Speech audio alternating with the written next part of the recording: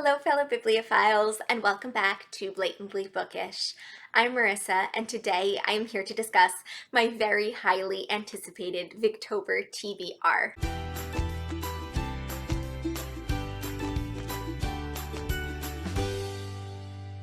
I am so excited for Victober, you guys.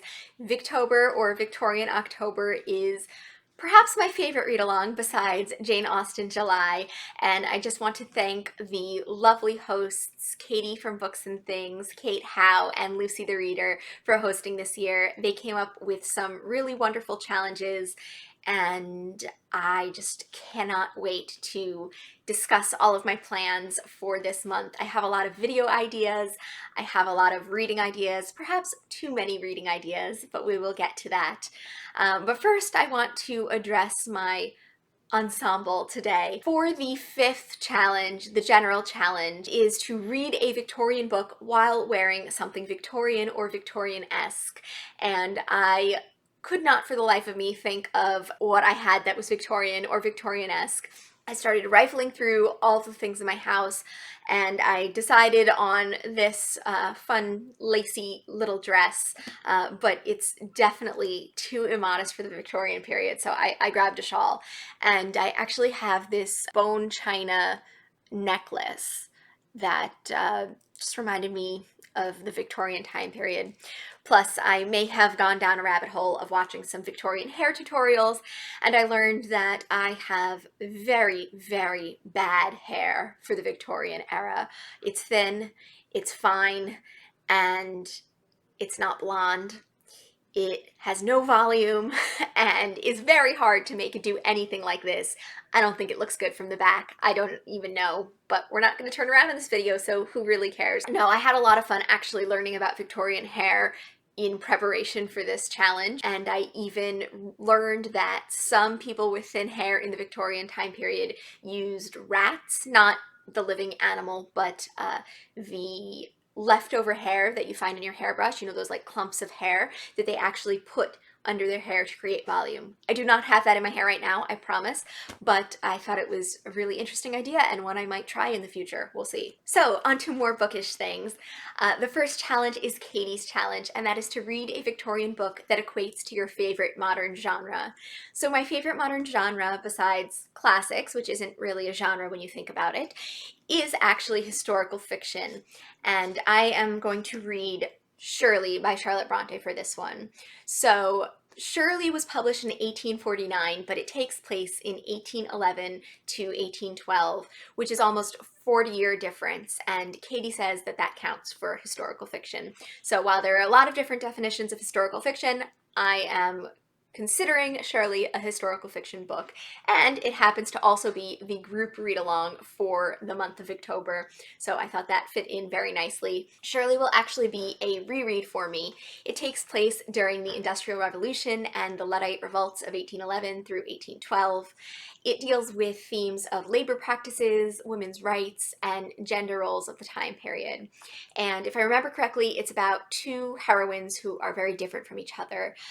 There's Caroline and Shirley. Shirley is very financially and therefore very socially independent, which is quite unusual for a woman of her time period.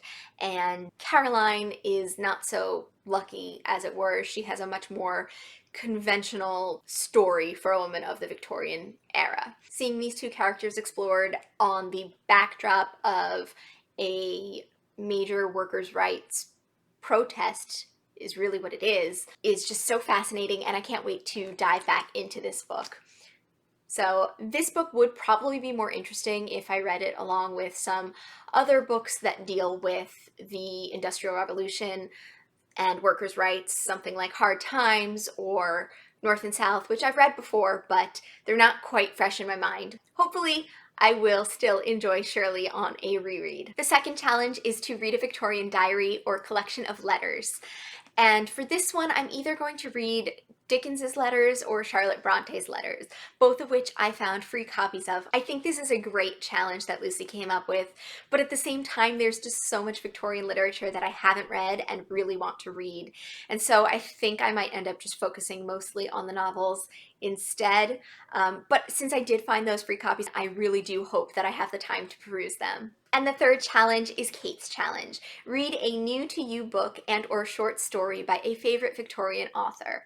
And I have so many favorite Victorian authors and so many books that I want to get to. This challenge could be my entire Victober TBR prompt, if you will.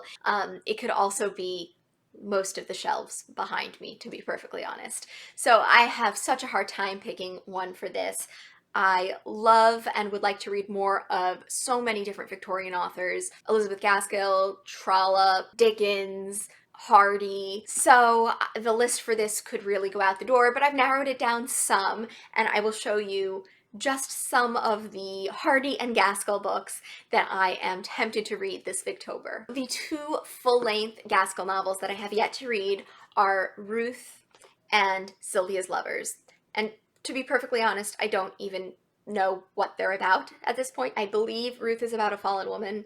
I do not know what Sylvia's Lovers is about, but I want to finish Gaskell's novels at some point. I want to read both these books, and I know she has a lot of other short stories that I still haven't read. I have read and loved some of her short works, but I know she has so many others, so I can't wait to get to them. Maybe I'll just pick up one short story by Elizabeth Gaskell and focus on some Hardy.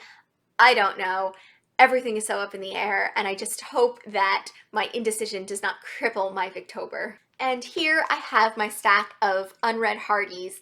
I've got The Woodlanders, The Mayor of Casterbridge, The Return of the Native, and Under the Greenwood Tree. And I'm really leaning towards The Woodlanders for Victober this year. I've heard such great things about it, and I think that this is one of Hardy's books that most strongly discusses the relationship between characters and nature, and that's something he's known for in general, but I've heard that this book does it the best. Side note, I will probably also be reading Two on a Tower as part of the Stitch and Listen that Kate Howe is hosting. I will post the information for that down below. I've heard that Two on the Tower isn't the greatest Hardy book, but I think it'll be really fun to pick up my fiber arts again, pick up some knitting, try some embroidery again, and just discuss a book with all of these lovely ladies who are going to be taking part in this Stitch and Listen. So we'll see if I get to reading any of these Hardys, if I stick with Two on the Tower, what ends up happening. The fourth challenge is the Reader's Challenge. It's the one that fans of Victober came up with, and that is to read a Victorian book from a previous Victober TBR that you didn't get to, or one that you've been meaning to read for ages. And this is a great challenge for me because I always make my Victober TBRs far too ambitious, as you can probably already tell by the books I've already shown you. But I have two possible ideas for this challenge. The first one is The Half-Sisters by Geraldine Jewsbury. This was on my Victober TBR last year, and I didn't end up reading it, even though I was really excited to, and still am.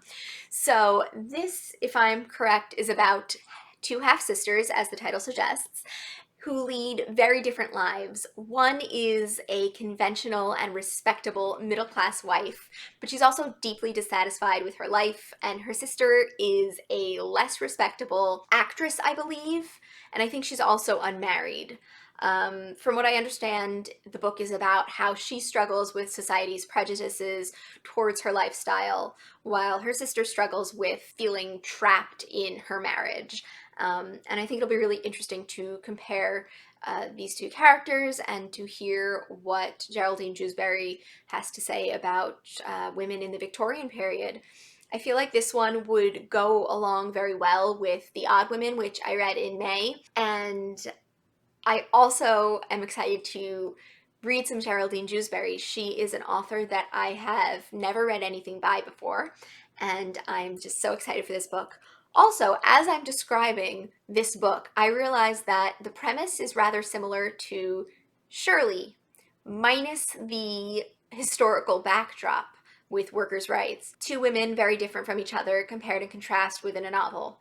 I guess there are plenty of novels that fall into that category, but this should be really interesting to also compare, I suppose, with Shirley, and we'll see how that goes. And I also have The Small House at Allington here. I have been meaning to finish and continue the Barsetshire Chronicles series by Anthony Trollope for ages now, so I should really get going on the next installment. This is the 5th book in the Barsetshire Chronicles. And this series has just made me fall in love with Anthony Trollope and his writing. It's set in the fictional county of Barsetshire and follows a whole host of different characters and the interactions between clergy and the gentry, as well as political and social aspects of the community. What I like most about this series is how each book is a standalone novel, but the characters from the other novels crop up as well. It's fun to explore the ways in which they're interconnected, and it's really thrilling when one of your favorite characters from a previous book turns up in the next one. So I wonder who will be featured in The Small House at Allington. I think originally I was really scared to finish the Anthony Trollope series, but I know that there's so much more Trollope. I think he's written like 47 books or something. So I don't think I will ever miss Trollope if I finish this series. There's plenty more to read. And then there's the 5th challenge, the general challenge, which I already went over. That is to read a Victorian book while wearing something Victorian or Victorian-esque.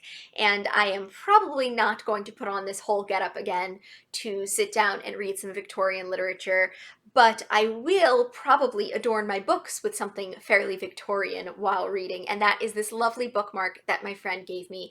I'll try and zoom in on it if I can for you. It's this little embroidered bookmark up here, and then the rest is this gorgeous burnished metal, and I'm so excited to use it in all of my big, thick, heavy Victorian books. So that is the end of the challenges, but that is not the end of my Victober TBR, and that is because this year there is a read-along of one of my favorite books of all time, and that is Jane Eyre. I have this beat-up old copy, obviously a hand-me-down, that I love to death, and I'm so excited to reread this year and hear everyone's opinions and thoughts on it as I do.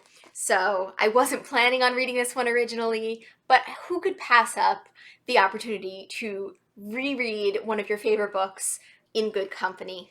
So I will be rereading this, and I think it is high time that I reread all of the Bronte's works.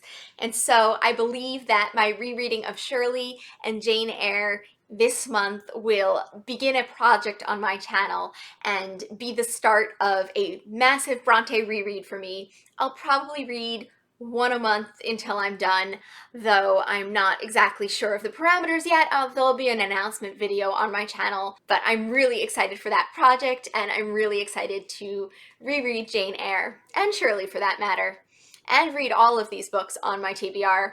I probably won't have time to get to them all.